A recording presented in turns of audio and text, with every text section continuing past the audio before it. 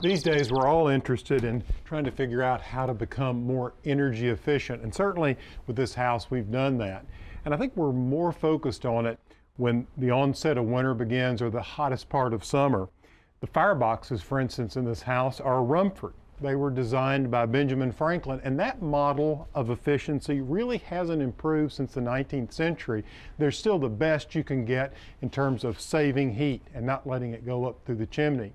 But since Benjamin Franklin's time, there have been a lot of things that we've done in our homes to make them much more energy efficient. Ron Hughes tells us what we can do to build better homes. When I look at a house, I'm looking at two things. I'm looking at the thermal envelope, how tight is the shell of the house, and I'm looking at the mechanical systems in the house. And it is the interaction of those two that determine how well a house performs. That determines how energy efficient it is, how comfortable it is, and the air quality in the house.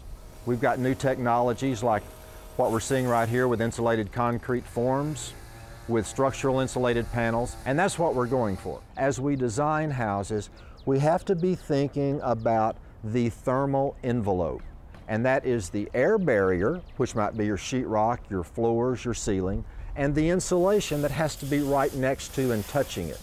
It can't be an airspace in between. Now we've lost the value of that.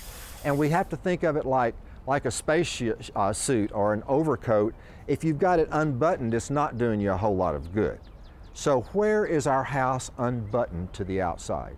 And most places we can see around our windows, and you can see all the caulking and the places, but they're hidden places where we have attic bypasses is what we call them. Most of our air leakage in our house is going to happen at the top of the house and at the bottom of the house because the house is a chimney. You've kind of got a neutral plane in the middle.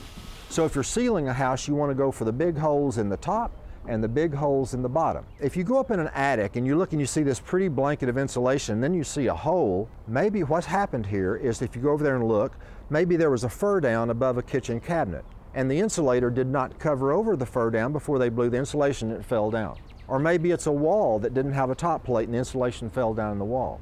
Those kinds of thermal bypasses that we have to make sure our envelope is intact before we blow insulation and cover them all up.